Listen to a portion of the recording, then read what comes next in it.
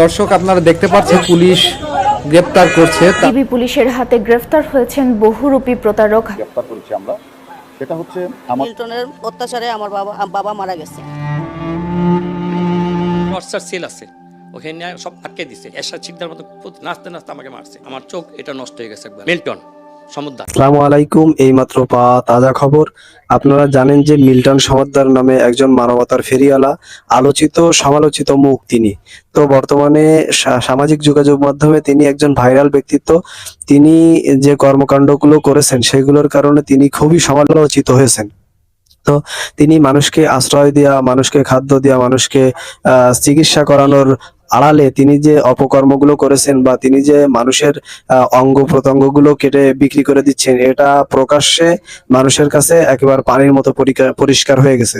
মানুষ এখন তাকে ছি করতেছে, ধিক্কার জানাচ্ছে। এবং তিনি যাদের সাথে এই ধরনের অমানবিক আচরণ করেছেন এবং তার নাকি একটি টর্চার সেল আছে, সেই সেলে যারা টর্চারের শিকার হয়েছে বা নির্যাতনের শিকার হয়েছে তারা এখন গণমাধ্যমের সামনে স্টেটমেন্ট দিচ্ছেন। তো পুরো ভিডিও দেখলে বুঝতে পারবেন। এবং সামাজিক যোগাযোগ মাধ্যমে বলা হচ্ছে যে মিল্টন সমদ্দারকে র্যাব গ্রেপ্তার করেছে। এটা কতটুকু সত্য অবশ্যই আপনারা ভিডিও দেখলে বুঝতে পারবেন যে আসলে তিনি কি গ্রেপ্তার হয়েছেন নাকি এখনো হননি। এটা অবশ্যই ভিডিও দেখলে বুঝতে পারবেন। তো বেশি কথা বাড়াবো না, আপনাদের কাছে অনুরোধ আমাদের চ্যানেলটি সাবস্ক্রাইব করে বেল বাটনটি অন করে দিবেন এবং ভিডিওটিতে একটি লাইক দিয়ে শেয়ার করে দিবেন যাতে আরো দর্শকরা দেখতে পারে। তো চলুন পুরো ভিডিও দেখে আসি। সেল আছে, ওখানে সব আটকে দিছে। এরশাদ শিকদার মতো নাচতে নাচতে আমাকে মারছে। আমার চোখ এটা নষ্ট হয়ে গেছে একবারে। দিনের বেলা হাজার মাইসের সামনে আমাদেরকে মারলা, এখন রাত্রের বেলা তুমি আমার পায়ে ধরে মাপ চাইবা। সে একদিন আমাকে ফোন দিছে, বলছে ভাই আমি আপনার জায়গাটা নিতে চাই। ফোনে বলছে। আমি বলছি আপনি কি? আমি মিল্টন সমদ্দার। তা আমি বলছি ভাই আমি তো জায়গাতে একজন কথা দিছি, তো আপনাকে তো আমি দিতে পারবো না। কথা দিছেন? আমি হ্যাঁ। কাকে দিয়েছেন? আমার মেয়ের জামাইকে, মেয়েকে। জমিটাও দেখতে গেছি। তখন আমরা ওখানে দাঁড়াইছি ওর বৃদ্ধাশ্রমের সামনেই গাড়ি নিয়ে। তো আমরা উপরে উঠবো, দেখলাম জায়গা একটা কাঠের বেড়া দিয়া আটকে দিছে।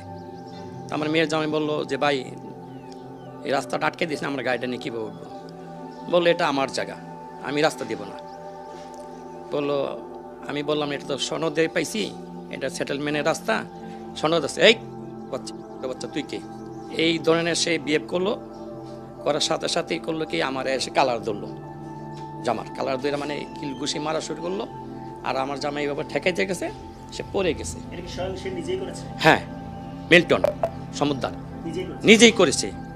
এভাবে সে পড়ে গেছে। এই আর ধর মার, মৌমাছির মতন আইসা আমাকে ঘেরাও করে আমাকে তিনজনে মারা শুরু করছে। আমার মেয়েকে, আমার জামাইকে আমাকে মারতে মারতে মনে টান না হেসা করে ভিতরে নিয়ে মুখে আমি উচ্চারণ করার মতো আমার সম্ভব হবে না, গাও সিঁড়িয়ে ওঠে তার কথা শুনলে। প্রতিটা গালিতে সে মারছে, মানে প্রতিটা গালিতে এই এরশাদ শিকদার মতো নাচতে নাচতে আমাকে মারছে। টর্চার সেল আছে, ওখানে সব আটকে দিছে, দরজা জানলা আটকাইয়া নিচতলায়। হ্যাঁ, ওখানে কিছু সরঞ্জাম আছে, লাঠি, ছোটা, কেসিস আর কি আছে মনে করেন, এগুলা তারা আছে। একটা আলমারি আছে, তো সব লাগাই দিয়ে আমাদের মোবাইল, মানি ব্যাগ, টাকা পয়সা সে সব ছিনাই নিয়ে গেছে। এর ভিত্তি মারাধরি চলতি আছে 15-20 জনে। আমার চোখ এটা নষ্ট হয়ে গেছে একবারে। আমি বিএসএফ হাসপাতাল পরীক্ষা করছি, টোটালি এটা লেন্স লাগানো হচ্ছে, এটা আর কাজ হবে না। লেন্স লাগালে এই আঘাত করে যে লেন্সটা পড়ে গেছে। আমরা মামলা করছি, ও মামলা না করার জন্য বহু তবদির করছে। আমি বললাম দিনের বেলা হাজার মাইসের সামনে আমাদেরকে মারলা, মাইরা রক্তাক্ত করলা, অঙ্গহানি করলা, এখন রাত্রে বেলা তুমি আমার পায়ে ধরে মাপ চাইবা। মানে মাপ চায় আর কি, সরি বলে, সরি মাপ মানে সরি। ওই দিনই রাত্রে, রাত তখন 3টা বাজে, 2:30-3টা বাজে, সরি বলে। আমি বললাম দিনের বেলা মারলা, অঙ্গহানি করলা, আমরা আছি হাসপাতালে, তুমি চাইতেছো এখানে আমাদেরকে সরি বলো। তা আমি মাইরা সরি বলে কি মানুষ শেষ হয়ে যায়? বলে আমি আপনার ক্ষতিপূরণ দিব, যা লাগে লিখিত দিব, রাস্তা ছেড়ে দিব, কখনো করবো না। মিল্টনের অত্যাচারে আমার বাবা মারা গেছে।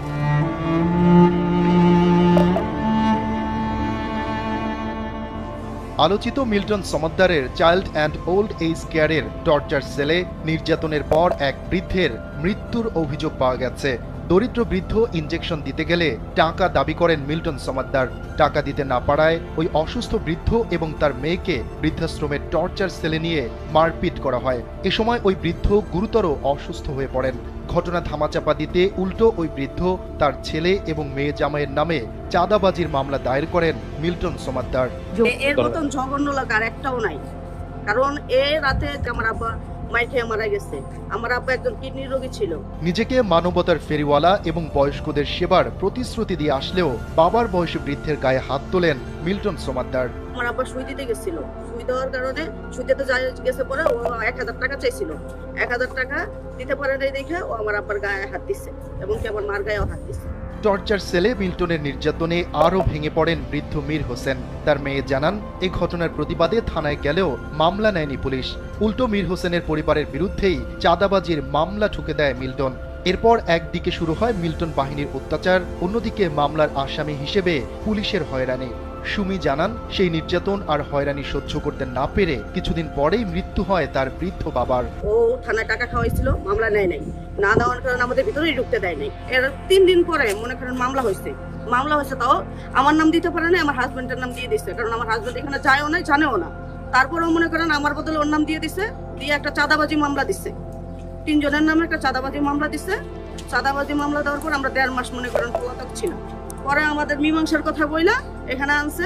আনার পরে থানার থেকে লোকজন আসছিল, পুলিশ আসছিল একজন, আর এলাকার লোকজনে মিলে বিচার আচার করছে। করার পরে জরিমানা হয়েছে আপনার 30,000 টাকা, আর থানার নাম করে আপনার 1.5 লাখ টাকা নিচ্ছে। মানব সেবার নামে গড়ে তোলা প্রতিষ্ঠানে মানুষকে নির্যাতনের জন্য মিল্টন সমাদ্দারের রয়েছে বিশেষ সন্ত্রাসী বাহিনী, যাদের মানুষের দানের টাকা দিয়ে পেলে পুষে রাখেন তিনি। জমি দখল ও নিজের আধিপত্য বজায় রাখতে এই প্রাথমিক শিক্ষক নিয়োগ পরীক্ষার প্রশ্ন ফাঁসে জড়িত ঢাকা বিশ্ববিদ্যালয়ের আইন বিভাগের 2 শিক্ষার্থী সহ 5 জনকে গ্রেপ্তার করেছে গোয়েন্দা পুলিশ। তবে এখনও ধরা ছোঁয়ার বাইরে চক্রের হোতা অসীম গাই। ডিবির অতিরিক্ত কমিশনার জানান, তথ্য উপাত্ত বিশ্লেষণ করে জড়িত সবাইকে আইনের আওতায় আনা হবে। বিস্তারিত আন্ডমানের রিপোর্টে। সরকারি প্রাথমিক বিদ্যালয়ের সহকারী শিক্ষক নিয়োগের 3য় ধাপের লিখিত পরীক্ষা অনুষ্ঠিত হয় 29 মার্চ। প্রশ্ন ফাঁসের মাধ্যমে পরীক্ষা শুরুর কয়েক মিনিট আগে ডিজিটাল ডিভাইসের মাধ্যমে দেয়া হতো উত্তরপত্র। প্রশ্ন ফাঁসের ঘটনা জানাজানির পরও বাতিল হয়নি পরীক্ষা, উল্টো 21 এপ্রিল প্রকাশ করা হয় ফলাফল। এ ঘটনায় 3টি মামলা হয়। আলাদা অভিযানে 5 জনকে গ্রেপ্তার করে ডিবি। তাদের মধ্যে 2 জন প্রশ্নপত্র সমাধানকারী ঢাকা বিশ্ববিদ্যালয়ের আইন বিভাগের শিক্ষার্থী জ্যোতির্ময় গাইন ও সুজন চন্দ্র রায়। তবে এখনো ধরা ছোঁয়ার বাইরে। আমি আসলে কোনো প্ল্যান প্রোগ্রাম করি নাই। আমি এটা কোনো আশ্রম করবো, আমি এই জায়গাতে আসবো, আমি কোনোদিনও জানি না। আমরা ইনকাম সোর্স ভালো ছিল, স্বামী স্ত্রী চলতাম, আমাদের বাচ্চা হচ্ছিল না। আমাদের টেন্ডেন্সি ছিল অনেকের কাছে শুনছি যে বৃদ্ধ মানুষ ঘরে থাকলে না নাতিপুতি তাড়াতাড়ি আসে। তো আমাদের আত্মীয়স্বজনের মধ্যে যদি কাউকে আনতাম তখন যাওয়া যাবে, ঝামেলা হবে, মন কালাকালি হবে, বাড়ি চলে যাবে। তার জন্য করছি কি, আমরা রাস্তা থেকে একজন বয়স্ক মানুষ আনছি। আসলে আমাদের উদ্দেশ্যটা ছিল আমাদের যেন বাচ্চা হয়। একটা বয়স্ক মানুষ ঘরে থাকলে নাতিপুতি তাড়াতাড়ি আসবে, এরকম একটা প্রবাদ আছে। তো রাস্তাতে কত মানুষ পড়ে থাকে। আমি আগারগাঁও থেকে আসার সময় একটা অজ্ঞাত মানুষ তুলছি ভাই, এই তোলাটাই আমার জন্য আজকে কালো হয়ে দাঁড়াইছে। এবং উনি আসার পরে আমার ব্যবসা বাণিজ্য সুফল হয়েছে। আমার ঘরে আমার 2টা ছোট বাচ্চা, আপনি দেখলে মাথা খারাপ হয়ে যাবে, এত সুন্দর বাচ্চা। এরপরে পরে বাচ্চা হয়েছিল, হ্যাঁ 14 দিনের মাথা আপনার ভাবি সুসংবাদ দিচ্ছে যে আমার ঘরের বাচ্চা বা আমি প্রেগনেন্ট। তো সেই জায়গা থেকে আনার পর ওনাকে রাখতে পারছিলাম না। ওনার পায়ে একটা গ্যাংরিং ছিল, গ্যাংরিং এত গন্ধ কেউ আমাদের বাসায় এসে করতেছিল না। দেন আমরা একটা টিন শেড বাড়ি ভাড়া করে 3500 টাকা 2014 সালে রাখছি। দেন ওখান থেকে আসলে আমাদের মধ্যে ওনার আসার পরে যে সুফলটা পাইছি, আমার বকেয়া বেতন বকেয়া টাকা পয়সা ফেরত পাইছি, আমার ঘরের নাতি আসছে, ছেলে আসছে, সব মিলে খুশিতে এই বন্ধ চলছে। দেন 2018 সালে 19 সাল পর্যন্ত গোপনই চালাইছি। যখন আপনারা জানলেন আমি দিনে দিনে সেলিব্রিটি হয়ে গেলাম। ঠিক আছে, এখন তো সেলিব্রিটি মানুষ ভালোই লাগে, মানুষ বাইরে গেলে চা খাওয়াই ফ্রি, এটা কি আমার দোষ? আপনার মোট কয়টা পেজ? আমার পেজ আছে ব্যাকআপ রাখছি 2টা দাদা। চাইল্ড ইউনিভার্সিটি ফাউন্ডেশন নামে একটা রাখছি, মিল্টন সমুদ্র নামে একটা রাখছি। একটা আইডি আছে প্রায় 11 মিলিয়ন, 1.1 নিল আইডি, আর 2টা ভালো পেজ আছে। অর্থ সহায়তা কিরকম আসে আনুমানিক আপনার? দাদা আমাদের 25 লাখ টাকা আসে। হ্যাঁ 25 লাখ টাকা আসে। আমরা রোজার মাসে অনেকটা ভালো টাকা পাইছি। রোজার মাসে প্রায় 1.5 কোটি টাকার মতো আসছে। এবং রোজার মাসে আমি বেতন বোনাস সব দিয়ে স্টাফদের খরচ আমার প্রতি মাসে 16 লাখ টাকা বেতন। স্টাফ কত? 102 জন। 2টা মিলে? হ্যাঁ 2টা মিলে। কোন প্রতিষ্ঠানে কয়জন আছে? এই আমাদের এখানে কয়জন আছে আরাফাত? না 35 জন। সাপারে আছে ধরেন আপনার আরো 75 জনের মতো। আর এখানে কতজন আশ্রয় দিয়েছেন? ওখানে কতজন? এখানে হলো এখন আছে কত বাবা মা? 20 জন আসছে। সাপারে আছে আপনার 145 না 145 245 এর মতো বাচ্চা আছে এখানে প্রতিবন্ধী। আমার 45টা বাচ্চা আছে প্রতিবন্ধী বাচ্চা। আমার 6টা পাগলি বোন আছে। আমার বাবা মা আছে 256 জন। মিলে আনুমানিক মাসে খরচ কত? 40-45 লাখ টাকা দাদা। খরচ হ্যাঁ মাসে।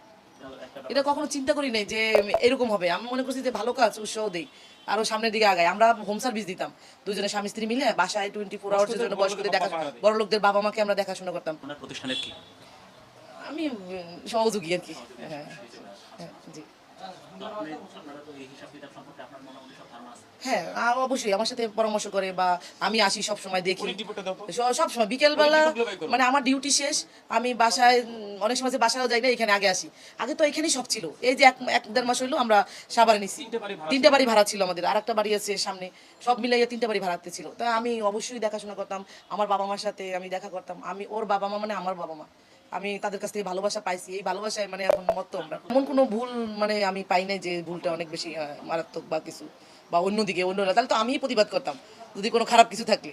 কারণ আমি তো একজন senior staff nurse, government job করি, আমি তো অপরাধমূলক কাজে কর্মকাণ্ডের কাজে সহযোগী হব না বা হতেও চাবো না। সে আমার হাজব্যান্ডও, সে ভালো কাজ করে, আমার হাজব্যান্ড, আমি তার সহযোগী হিসেবে কাজ করি, তাকে উৎসাহ দিই যেন আরও ভালো করতে পারে বা মানুষের আরও সেবা দিতে পারে।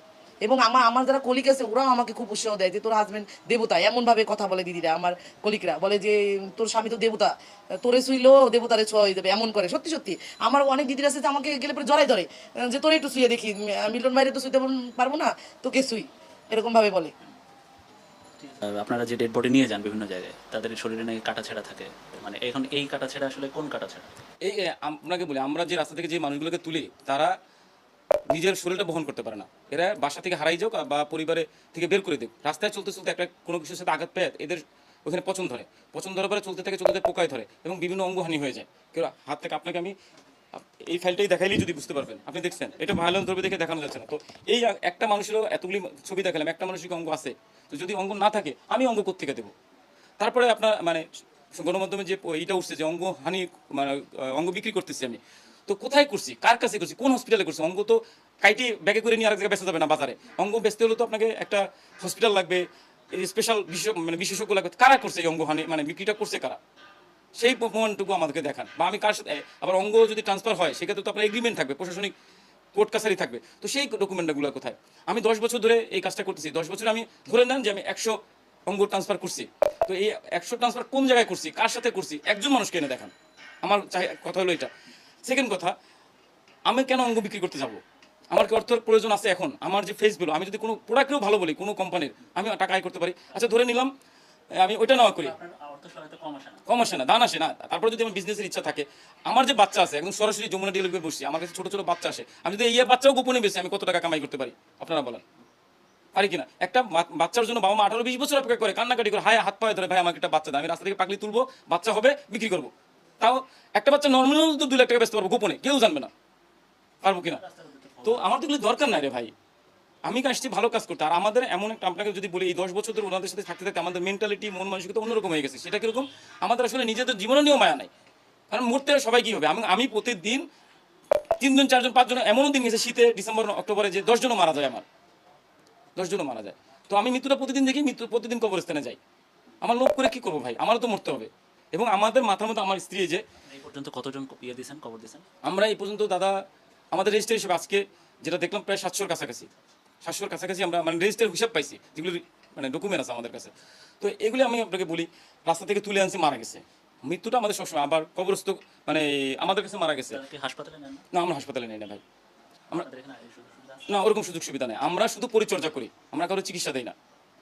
কারণ আমরা স্বামী স্ত্রীর আয় দিয়ে শত শত মানুষের চিকিৎসা করে আইসিইউ, আর আমার যে বাবা মারা আছে সবাই আইসিইউ সাপোর্টের পেশেন্ট আছে। আমরা কিছু টুকটাক মেডিকেল সরঞ্জাম কিনে নিছি যতটুকু প্রয়োজন, একদম খুব বেশি ভালো আছে যেটা বলবো না, কিনে নিছি। সেটা দিয়ে যত আমরা স্বামী স্ত্রী যা বুঝি, আমাদের একজন ডক্টর আছে, উনি সপ্তাহে আসে, 15 দিন পর আসে, মাসে আসে, উনি এসে প্রেসক্রিপশন করে দিয়ে যায়। আমরা স্বামী স্ত্রী যা বুঝি তাই। পরিচর্যা যাদের করেন, টেক কেয়ার যাদের করেন, তারা তো অধিকাংশ হচ্ছে হাসপাতালে পাঠানোর মতো রোগ। হাসপাতালে পাঠান না কেন? কোন হাসপাতালে পাঠাবো আপনার কাছে প্রশ্ন? আমরা একটা হসপিটাল আমরা চুক্তি করে দেন, আমাকে একটু দেখাই দেন। সরর দিতে নেবে, পঙ্গুতে নেবে, প্রাইভেট কোন হসপিটালে নেবে? নেবে না। ঢাকা মেডিকেল সলিমুল্লাহর কাছ থেকে আমি শত শত রোগী উঠাইছি, আমি বাস্তব প্রমাণ।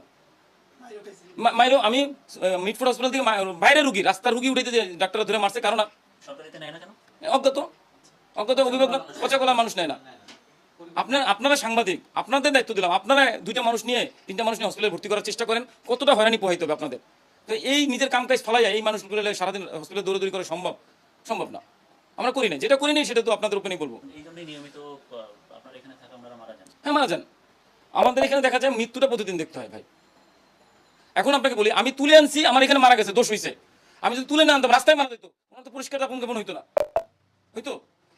মরে আছে, কখন মরছে জানে না কেউ, আইসা গাড়িতে উঠে বস্তা করে গাড়িতে উঠে এক জায়গায় ফেলাই দিত। আমি আইনা ওনাকে পরিষ্কার পরিচ্ছন্ন করে, পোকা টোকা বের করে, আমার হাতে মারা গেলে পরিষ্কার পরিচ্ছন্ন করে যদি আমি দাপন কাপড়ের ব্যবস্থা করি, সে তো মানুষ, কুকুর তো বিড়াল না যে বস্তা করে আপনি কোনো জায়গায় ফালাই দেবেন। সে তো মানুষ। তাকে আমি যদি সসম্মানে মহিলাদের 5খান কাপড় দিয়া, পুরুষের 3টা কাপড় দিয়া, খ্রিস্টান মরলে বক্স বইরা, হিন্দু মরলে আগুনে পোড়াইলে, এটা কি আমি দোষের কাজ করছি? মানুষ হিসেবে তো আমার দায়িত্ব। এবং আমি এটা 10 বছর ধরে করছি। এখন আছেন 10 বছর যেহেতু করছি, 10 বছর ধরে যেহেতু করতেছি, আপনারা এখন আমি যখন শুরু করছিলাম তখন আপনারা কেন বাধা দেন না যে ভাই আপনি এরকম মরাধরা করে মাটি দিয়েন না? আমি আপনাকে বলি, এখন পর্যন্ত মানে আপনাদের তুমি মিথ্যা বলে লাভ নাই, আপনারা তো তদন্তগুলো বের করতে পারবেন। এখন পর্যন্ত আমরা, হ্যাঁ, রোজার মাসে টাকা আসছে, আমরা 2-3 মাস বা 6 মাস খুব ভালো চলবো। কোরবানি আসতেছে, কোরবানি আসলে আমরা প্রচুর মাংস পাবো, ধরেন 2-3 হাজার কেজি মাংস পাবো, যে মাংসটা দিয়ে আমরা চলবো। এখন আপনাকে এটা বলি, আমার কাছে 1 কোটি টাকা আছে, মানে এই 1 কোটি টাকা আছে আমার হিসেবে 2 মাস 3 মাসের খরচ। এই 2-3 মাসের মধ্যে আবার মানুষ দান পাঠাবে, আবার 1 মাসের খরচ হয়ে যাবে। বিষয়টা হলো কি, আমাদের 256 জনের ওষুধ তো লাগে। আপনাকে আমি সহজ করে বলি, একটা নাপা দেন, একটা গ্যাস্ট্রিকের ওষুধ দেন, তাও তো 10 টাকা লাগে। তো 256 জন ইন্টু 10 টাকা, প্রেশার, ডায়াবেটিস, ইনসুলিন এগুলি বাদ দেন। আমার 45টা বাচ্চা আছে, 45টা বাচ্চা রাতে শোয়ার জন্য প্যাম্পার্স তো লাগবে। আমার 16-17টা বাচ্চা দুধ খায়, তাদের দুধের বোতল, মানে সব পাগলিরা তো আর দুধ দেয় না, বাচ্চারা দুধ দেয় না, দুধ কিনতে হয়। একটা দুধের যদি দাম যদি একদম নর্মাল দুধ খাওয়ায়, পচা দুধ, মানে মার্কেটে যে পচা দুধটা পাওয়া যায়, সেটাও যদি খাওয়ায়, একটা ডিব্বার দাম 650 টাকা, আমার খরচ আছে না? আপনারা 200-250 মানুষকে দেখতে 75 জন লোক লাগে? বেশি লাগে, আরো লাগবে। আমার শর্ট আছে। কিরকম? আমার যারা আছে এরা সবাই পাগলা মানুষ, মাথা নষ্ট, উঠতে পারে না, বসতে পারে না। এদের তো প্রত্যেকজনকে পার্সোনালভাবে গোসল করাই দিতে হয়, পায়খানা পরিষ্কার করতে হয়। তো আমার আরো বেশি লাগবে, আমার তো লোক শর্ট ভাই। আমাদের যদি 2 জনের জন্য 1 জন স্টাফ দেওয়া যায়, সেটা পরিপূর্ণ স্টাফ হয়। আপনার আর এই 75 জন বা 103 জন তো স্টাফ ভাগে ভাগে আছে, সিকিউরিটিতে আছে, রান্নার বাবুর্চি আছে 7 জন, 400 মানুষের প্রতিবেলা রান্না, আগুনের তাপে কাঠের চুলা রান্না আপনি হয়। এবার এখানে আছে 3 জন বাবুর্চি, 10 জন বাবুর্চি। এরাও তো, আমরা যারা কাজ করি আমরা তো মানুষ।